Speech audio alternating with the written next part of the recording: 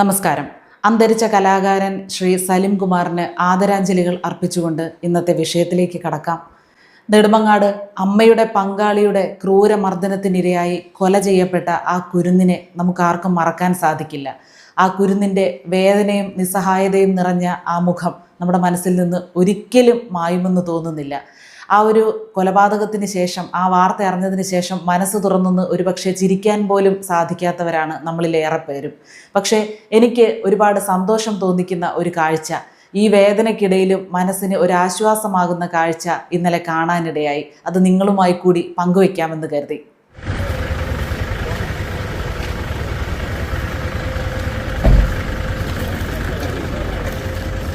അഷ്കർ എന്ന ആ കാലനെ, ആ നശിച്ച നാറിയെ ഇന്നലെ പോലീസ് ജീപ്പിൽ നിന്നും വലിച്ച് പുറത്തേക്ക് കൊണ്ടുവരുന്ന ഒരു കാഴ്ച വളരെ മനസ്സിന് സമാധാനം തോന്നി. കാരണം അവന് കാല് രണ്ടും നിലത്ത് ഉറപ്പിച്ചു വെക്കാൻ കഴിയുന്നില്ല. അവൻ്റെ മുഖമൊക്കെ ചളുങ്ങിയും നീര് വെച്ച് വീർത്തും എന്തോ വികൃതമായൊക്കെ ഇരിക്കുന്നു. അവൻ്റെ ആ സ്റ്റൈലൻ മുടിയും താടിയുമൊന്നുമില്ല. അവൻ ഒന്ന് നന്നായിട്ട് കൈകാര്യം ചെയ്തിട്ടുണ്ട് പോലീസുകാർ. അവനെ പുഴുങ്ങി എടുത്തിട്ടുണ്ടെന്ന് അവനെ കണ്ടാൽ അറിയാം. അവൻ ഉറച്ച് ആ സീറ്റിൽ ഇരിക്കാൻ പറ്റുന്നില്ല. അയ്യോ അയ്യോ എന്നുള്ള എക്സ്പ്രഷൻ ഇട്ടാണ് അവൻ ആ സീറ്റിൽ ഇരുന്നത്. നമുക്ക് ആശ്വാസം തോന്നുന്നതിൻ്റെ കാരണം എന്താണെന്നറിയാമോ? മറ്റൊരാളുടെ വേദന കാണുമ്പോൾ നമുക്കൊരു സന്തോഷം തോന്നണമെങ്കിൽ ആ വേദനിക്കുന്നവൻ എത്ര ക്രൂരനായിരിക്കണം എന്ന് ആലോചിക്കണം. അവൻ എത്രത്തോളം ഒരിക്കലും നീതീകരിക്കാൻ പറ്റാത്ത എത്ര വലിയ ക്രൂരതയാണ് ചെയ്തത് ആ കുഞ്ഞിനോട്. ഇത് പറഞ്ഞപ്പോഴാണ്, കുഞ്ഞ് എന്ന് ഞാൻ പറയുമ്പോഴാണ് ഈ അഷ്കറിൻ്റെ ഉമ്മ, എൻ്റെ കുഞ്ഞ് പച്ചവെള്ളം പോലും കുടിച്ചു കാണില്ല, എൻ്റെ കുഞ്ഞിനെ നാട്ടുകാരടക്കം ഒരുപാട് ഉപദ്രവിച്ചു, എൻ്റെ കുഞ്ഞത് ചെയ്യുമെന്ന് ഞാൻ വിശ്വസിക്കുന്നില്ല, അബദ്ധത്തിൽ എന്തെങ്കിലും ഒന്ന് അടിയോ മറ്റോ കൊടുത്തു കാണും, അല്ലാതെ കൊല്ലണമെന്ന് വിചാരിച്ച് എൻ്റെ കുഞ്ഞൊന്നും ചെയ്യില്ല എന്ന് പറഞ്ഞ് നിലവിളിക്കുന്നത് കേട്ടു. എൻ്റെ പൊന്നു മോൻ വെള്ളം പോലും കുടിച്ചാന്ന് എനിക്ക് അറിയില്ല. അത്രമേലെ ആവശ്യമായി എൻ്റെ കുഞ്ഞിന്റെ കഴുത്തെല്ലാം അടിച്ച് പൊട്ടിച്ചിരുന്നു. ആ സ്ത്രീയുടെ മുഖത്ത് കാർക്കിച്ച് തുപ്പാനാണ് തോന്നിയത്. അവർക്ക് അവരുടെ മകൻ അത്രത്തോളം വലുതാണ് അല്ലേ?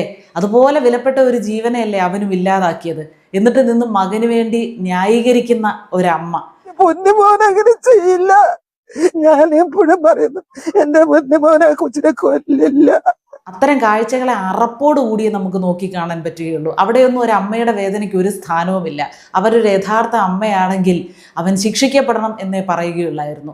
അമ്മയുടെ പ്രസവ വേദന അനുഭവിച്ച ഒരു സ്ത്രീയാണെങ്കിൽ, മകനെ കഷ്ടപ്പെട്ട് വളർത്തിയ ഒരമ്മയാണെങ്കിൽ, മാതൃത്വം അനുഭവിച്ച ഒരമ്മയാണെങ്കിൽ അവൻ ശിക്ഷിക്കപ്പെടണമെന്ന് അവർ തീർച്ചയായിട്ടും പറഞ്ഞേനെ. പക്ഷെ അവരുടെ വായിൽ നിന്ന് അത് വന്നില്ല.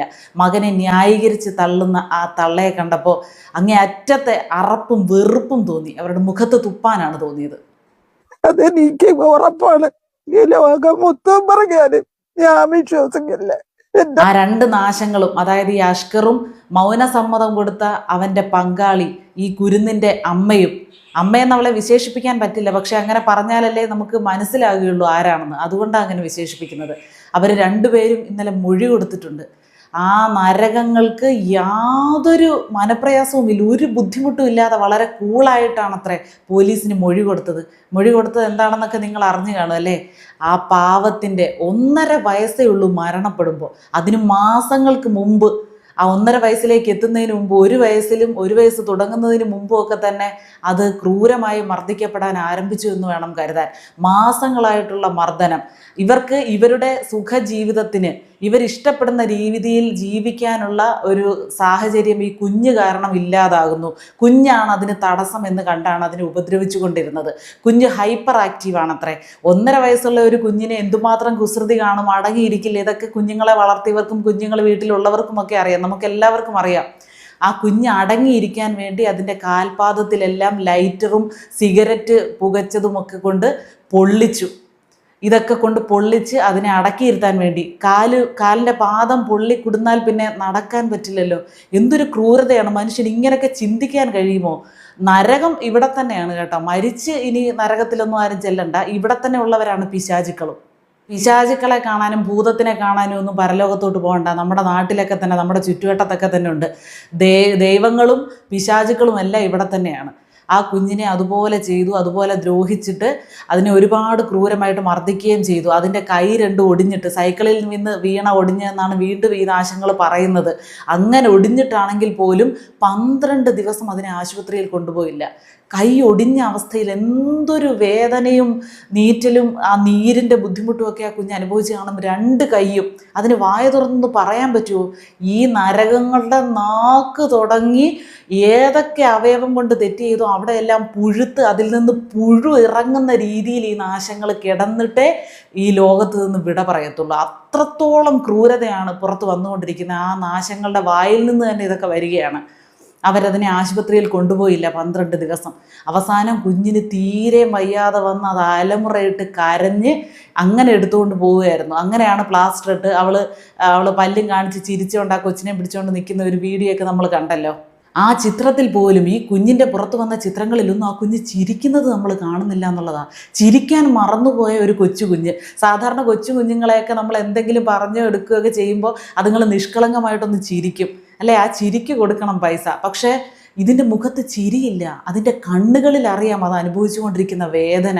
അതിൻ്റെ നോട്ടത്തിലറിയാം അതിൻ്റെ നിസ്സഹായതയും അത് അനുഭവിച്ച വേദനയും. നമ്മുടെ ഹൃദയം നുറുങ്ങുകയാണ് ഒരു വീഡിയോ കണ്ടിട്ട്, ഒരു ഫോട്ടോ കണ്ടിട്ട്. അപ്പോൾ നേരിട്ട് ഇങ്ങനെ ഇതിനോട് ക്രൂരത കാണിച്ച് ഇവനും ഇവളും മനുഷ്യരാണോ? ഇവളെല്ലാത്തിനും മൗനസമ്മതം കൊടുത്തുവെന്ന് മൊഴിയും കൊടുത്തിട്ടുണ്ട്. പ്രസവിച്ചതല്ലേ ഡി ദ്രോഹി നീ? എങ്ങനെ തോന്നി അതിൻ്റെ മുഖത്ത് നോക്കി?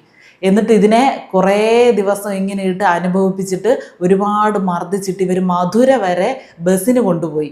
കുറേ കിലോമീറ്ററുകളോളം ഇതിനെയും കൊണ്ട് ബൈക്കിൽ യാത്ര ചെയ്തിട്ട് അവിടുന്ന് ബസ്സിന് മധുരയ്ക്ക് പോയി.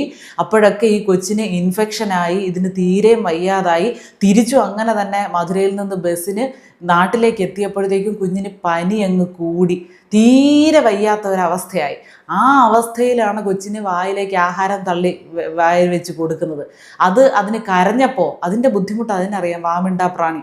അത് കരഞ്ഞപ്പോൾ അതിൽ ദേഷ്യം വന്നാണ് അതിൻ്റെ നെഞ്ചത്തിട്ട് ചവിട്ടുകയും അതിനെ ഭിത്തിയിലിട്ട് അതിൻ്റെ തലയടിക്കുകയും ഒക്കെ ചെയ്ത് ക്രൂരമായിട്ട്, അതിക്രൂരമായിട്ട് തീരെ വയ്യാതിരുന്ന കുഞ്ഞിനെ മർദ്ദിച്ചത്. അങ്ങനെയാണത് മരണപ്പെടുന്നത്. അടി കൊണ്ടൊക്കെ ഒരു കുഞ്ഞ് മരിക്കുക എന്ന് പറഞ്ഞാൽ അതിനപ്പുറം ഒരു ദ്രോഹം ഇനി ഇല്ല, ഈ ലോകത്ത് കേൾക്കാനില്ല. എത്രയും വലിയ ശിക്ഷ നമ്മുടെ നീതിപീഠത്തിന് കൊടുക്കാൻ പറ്റുമോ അത്രയും വലിയ ശിക്ഷ അവനും കൊടുക്കണം, അവൾക്കും കൊടുക്കണം. കാരണം അവളും വിചാരിച്ച് അവർക്ക് ജോലിയായിട്ടൊക്കെ ഇങ്ങനെ നടക്കണമെങ്കിൽ കൊച്ചിനെ നോക്കാൻ ആളില്ല, അല്ലെങ്കിൽ കൊച്ചൊരു തടസ്സമാണ് എന്ന് കരുതിയായിരിക്കും അതിനെ അങ്ങ് ഇല്ലാതാക്കാമെന്ന് വിചാരിച്ചത്. വെറുതെ മൃഗങ്ങൾ പ്രസവിച്ചിട്ടാൽ പോലും മൃഗങ്ങൾക്കൊരു ഉത്തരവാദിത്വം ഉണ്ട് ആ കുഞ്ഞുങ്ങളോട്. പൂച്ച 6-7 എണ്ണത്തിനെയൊക്കെ പ്രസവിക്കും. അതുങ്ങളെ നക്കി കൊടുത്തുകൊണ്ട് അതുങ്ങളെ ചേർത്ത് പിടിച്ചുകൊണ്ട് ഉറങ്ങുന്ന ഒരു കാഴ്ചയുണ്ട്. മാതൃത്വം എല്ലാ ജീവികൾക്കും ഒരുപോലെയാണ്. പക്ഷെ മനുഷ്യജന്മം എടുത്ത ഇവളെപ്പോലൊരു ദ്രോഹിക്ക് മാതൃത്വം എന്നുള്ള ഒരു സംഗതി കിട്ടിയത് തന്നെ, അവളത് അനുഭവിച്ചിട്ടില്ല. എന്നാലും ഒരു കുഞ്ഞിനെ പ്രസവിക്കാൻ അവൾക്ക് കഴിയാതെ പോകണമായിരുന്നു എന്നാഗ്രഹിക്കുകയാണ്. അപ്പോൾ എന്താണെങ്കിലും കേരള പോലീസിന് ഒരു വലിയ സല്യൂട്ട്. ഇങ്ങനെയുള്ള ഈ സാധനങ്ങളൊക്കെ വന്നു കഴിഞ്ഞാൽ പിന്നെ ഒന്നും നോക്കരുത്. നിങ്ങൾക്ക് എന്ത് ചെയ്യാൻ പറ്റുമോ അത് ചെയ്തുകൊള്ളണം. നിയമം പറയുന്ന പല കാര്യങ്ങളും പ്രകാരം നമുക്ക് ഇവരെ ഒന്നും തൊടാൻ പോലും പറ്റില്ല.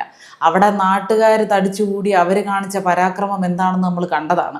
നാട്ടുകാരുടെ കയ്യിലേക്ക് കുറച്ച് സമയം ഇവനെ കിട്ടിയിരുന്നെങ്കിൽ ഇവൻ്റെ ജനനേന്ദ്രിയം ഉൾപ്പെടെ അന്ന് തകർന്നേനെ. ആ രീതിയിലാണ് നാട്ടുകാർ അത്രയും ആവേശത്തോടെയാണ് നിന്നത്, അത്രയും തീവ്രമായ വികാരത്തോടു കൂടിയാണ് നിന്നത്. അത്രയും തന്നെ വികാരം എന്താണേലും ആ പോലീസുകാർക്കും ഉണ്ടായിരിക്കും. കാരണം അവരുമൊക്കെ അച്ഛന്മാരാണ്, അവർക്കുമൊക്കെ വീട്ടിൽ മക്കളുണ്ട്, അവർ മനുഷ്യത്വമുള്ളവരാണ്. പല കാര്യങ്ങളിലും പോലീസുകാരോട് വിയോജിപ്പുണ്ടെങ്കിൽ ഈ ഒരു കാര്യത്തിൽ അവരോട് യോജിച്ചേ പറ്റുള്ളൂ, അവർക്കൊരു സല്യൂട്ട് കൊടുത്തേ പറ്റുള്ളൂ, അംഗീകരിച്ചേ പറ്റുള്ളൂ. അവൻ്റെ ഏതായാലും കുറച്ച് ദിവസങ്ങൾ കൊണ്ട് തന്നെ അവനെ കാണുമ്പോൾ തന്നെ നമുക്കറിയാം അവനെ ശരിക്ക് പഞ്ഞിക്കിട്ടിട്ടുണ്ട്. നല്ല രീതിയിൽ അത് മുന്നോട്ട് പോകട്ടെ. അങ്ങനെയായിരിക്കും ഇവനെല്ലാം തത്ത പറയുന്നത് പോലെ പറഞ്ഞത്.